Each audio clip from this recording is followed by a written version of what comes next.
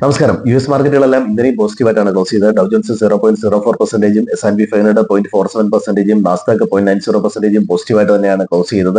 AI related pressure മാർക്കറ്റിൽ തുടരുന്നുണ്ട് എന്ന് വേണം മനസ്സിലാക്കാൻ. അതുപോലെ തന്നെ പല റിസർച്ച് ഫേമുകളും AI റിലേറ്റഡ് കമ്പനികളുടെ സ്റ്റോക്കിന്റെ ടാർഗറ്റ് റെഡ്യൂസ് ചെയ്തിട്ടുണ്ട്. അത് കൂടാതെ തന്നെ അമേരിക്ക മറ്റു പല രാജ്യങ്ങളുമായിട്ടും ട്രേഡ് ഡീൽ സൈൻ ചെയ്യുകയാണ്. ഇന്ത്യയായിട്ടുള്ള ട്രേഡ് ഡീൽ അതിനൊരു പ്രാഥമിക രൂപം നൽകിയതിനെ തുടർന്ന് ഇന്ത്യൻ മാർക്കറ്റ് ഇന്നലെ സ്ട്രോങ് ആയിട്ട് തന്നെ ക്ലോസ് ചെയ്തു. അതുകൂടാതെ തന്നെ SBIയുടെ റിസൾട്ട് ബാങ്ക് നിഫ്റ്റിയെ തുണച്ചു എന്ന് വേണം മനസ്സിലാക്കാൻ. ഇത് ഇന്നലെ ഒരു ഏതാണ്ട് 170ഓളം പോയിന്റിന്റെ ഗെയിനാണ് നിഫ്റ്റിക്ക് നൽകിയത്. അതുപോലെ തന്നെ US ബംഗ്ലാദേശുമായിട്ടും ട്രേഡ് ഡീല് ഇന്നലെ പറഞ്ഞിരുന്നു.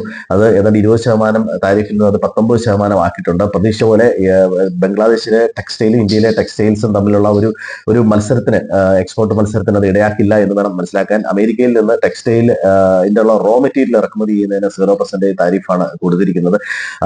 എങ്കിൽ പോലും ഇന്ത്യൻ ടെക്സ്റ്റൈൽ കമ്പനികൾക്ക് അത്ര നെഗറ്റീവായിട്ട് വന്നിട്ടില്ല എന്ന് വേണം മനസ്സിലാക്കാൻ. ഇന്നലെ യൂറോപ്യൻ മാർക്കറ്റുകളും എല്ലാം പോസിറ്റീവായിട്ടാണ് ഇന്നലെ ക്ലോസ് ചെയ്തത്. ഇന്ന് മാർക്കറ്റ് അവേഴ്സിൽ പ്രത്യേകിച്ച് ഡേറ്റയൊന്നും വരാനില്ല. മാർക്കറ്റ് ക്ലോസിംഗിന് ശേഷം US ഒരു റീറ്റെയിൽ സെയിൽസ് ഡേറ്റയും അതുപോലെ തന്നെ അറ്റ്ലാന്റ GDP ഡേറ്റയും ഉണ്ട്. അതുപോലെ ഫോറിൻ ഇൻസ്റ്റിറ്റ്യൂഷന്റെ പൊസിഷൻ നോക്കുകയാണെങ്കിൽ FIs ഇപ്പോഴും 81% ഷോർട്ട് പൊസിഷനാണ് എന്ന് വേണം മനസ്സിലാക്കാൻ. 72%ഓളം ക്ലൈന്റ് ലോങ് പൊസിഷനിലാണ് നിൽക്കുന്നത്. ഓയിൽ പ്രൈസ് അല്പം വർദ്ധിച്ചിട്ടുണ്ട്. പ്രധാനമായിട്ടും ഇറാൻ US ടെൻഷൻ വീണ്ടും അതുപോലെ തന്നെ നിലനിൽക്കുന്നു എന്നാണ് കാണിക്കുന്നത്.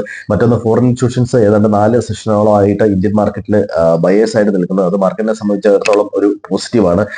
അമേരിക്കൻ ഡൗ ജോൺസ് 50,000 ക്രോസ് ചെയ്തിരുന്നു. അതുപോലെ തന്നെ ജപ്പാൻ ഇൻഡെക്സ് 57,000 ക്രോസ് ചെയ്തിട്ടാണ് ക്ലോസ് ചെയ്തിരിക്കുന്നത്. ഏഷ്യൻ മാർക്കറ്റിന് പൊതുവെ ഇന്നലെ അമേരിക്കയിലെ തെരഞ്ഞെടുപ്പിന്റെ ഫലം പോസിറ്റിവിറ്റി നൽകിയിരുന്നു. അതുപോലെ തന്നെ മൂഡീസ് ഇന്ത്യയുടെ GDP ഡേറ്റ 2027 6.4% എന്നുള്ള രീതിയിൽ തന്നെ പറഞ്ഞിട്ടുണ്ട്. ഇതെല്ലാം പോസിറ്റീവായിട്ട് വരുന്ന കാര്യങ്ങളാണ്.